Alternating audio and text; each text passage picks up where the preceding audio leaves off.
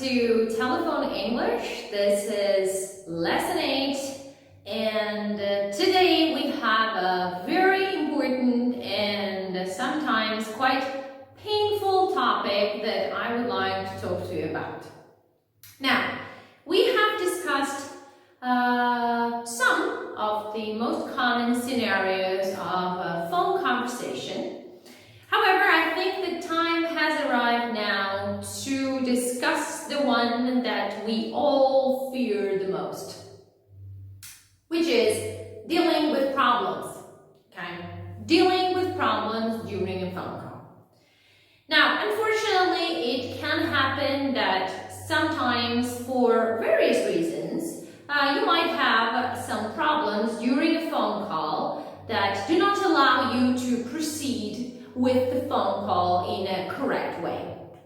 So here on board, I have some phrases that I would like to share with you to give you a possibility to react in the right way in this quite unfortunate situation.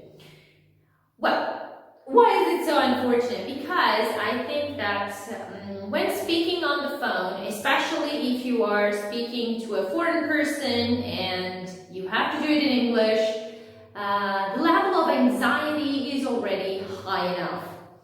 If you add that to the anxiety that increases if you have some problems with the connection, or if after numerous tries you still don't understand what the person is telling you, okay, obviously you will become even more nervous.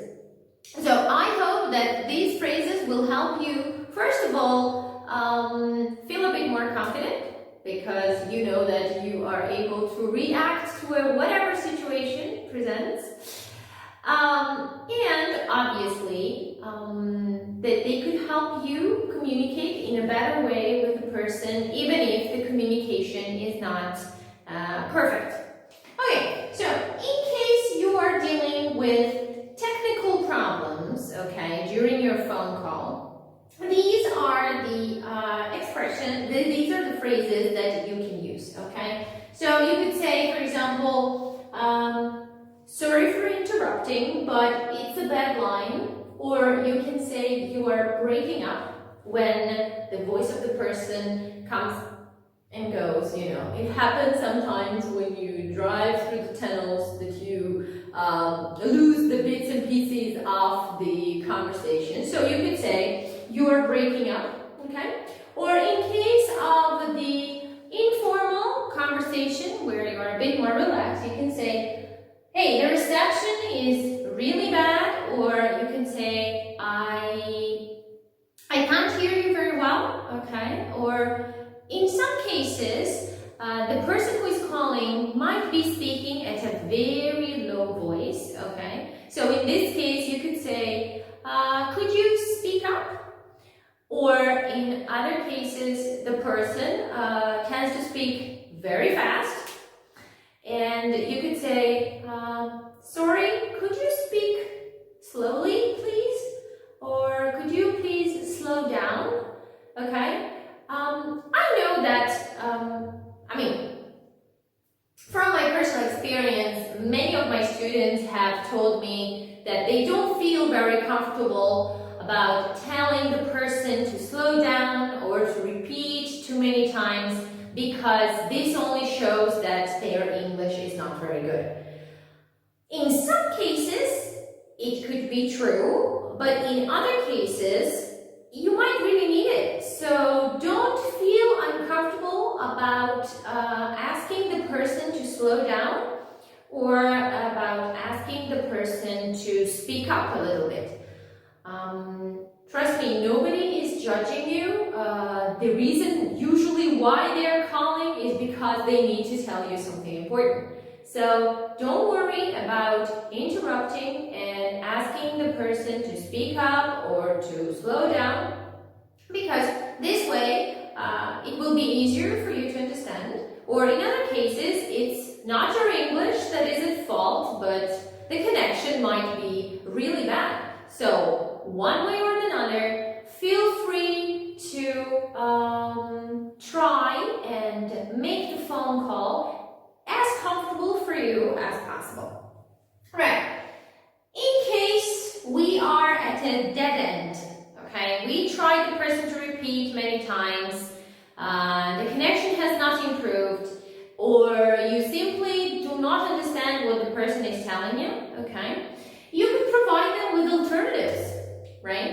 So you can say, could you maybe call back, okay, could you call back in case the connection is not very good. If you hang up and call back, maybe the situation will improve.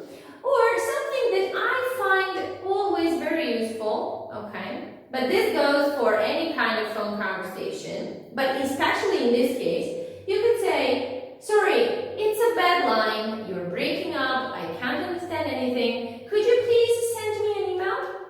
Okay?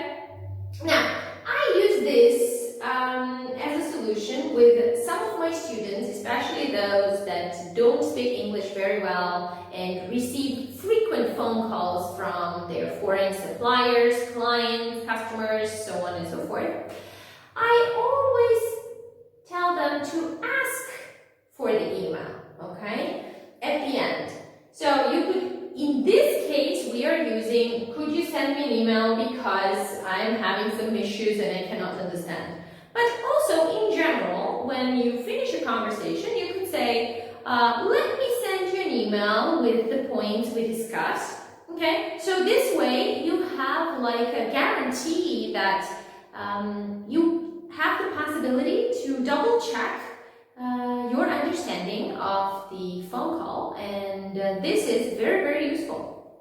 So, could you send me an email? Can help you if the phone conversation is not going well, you cannot understand anything, and you want to find an alternative solution, or it can also be as a logical conclusion of a conversation. This way you also have everything in writing for future reference if needed. And then, of course, in some cases we need to apologize, right? So if there are some technical problems, or if we are not able to understand something during a phone conversation, I think that it is always quite nice to apologize to the person. So you could say, sorry, I'm afraid I'm not following, okay? The expression I'm not following means that you cannot understand what the person is talking about, or you do not understand the main point of the discussion that you are having, okay? Or you can say, sorry, I'm afraid I didn't catch that, so could you repeat please, okay? Or in this case, you could say, sorry, I'm afraid I'm not sure what you're talking about, okay? Which also can happen. And here we're not talking about your English, but for example, you are not the colleague who is in charge of the deliveries, for example. So if a person is talking to you about a delivery that never arrived, obviously you are not the right person to talk to. So this is why you should stop the person and say, sorry, I'm afraid I don't know what you're talking about. And then you can provide them with an option like, let me forward your call to the person in charge, or can you give me your email address? I mean, the solution is whatever you feel is right at that time, right?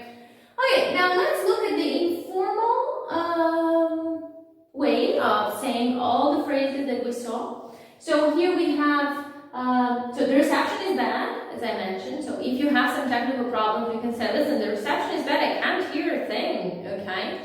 Or you can make a suggestion as an alternative to a person to hang up and call back. So you could say, hey, can you call back, please? Or could you hang up and call me back? Okay, because maybe this way the situation will improve, right? And then in case you apologize again here, you could say, sorry, I can't hear a thing, or sorry, I'm not following you. What are you talking about? Or what is this regarding? Or are you sure you're talking to the right person in this? But I mean, in any case, whatever the follow-up to this part, as you probably know from the email session as well, I think that in some cases apologizing is very useful, because this way the person you are talking to also feels more inclined to help you, let's say, because I mean, you know, we are all human, so mistakes and errors can happen. Okay, now these are the examples that I wanted to share with you. If you would like to see more examples, check out the attachment to this video. Thank you very much for joining me today.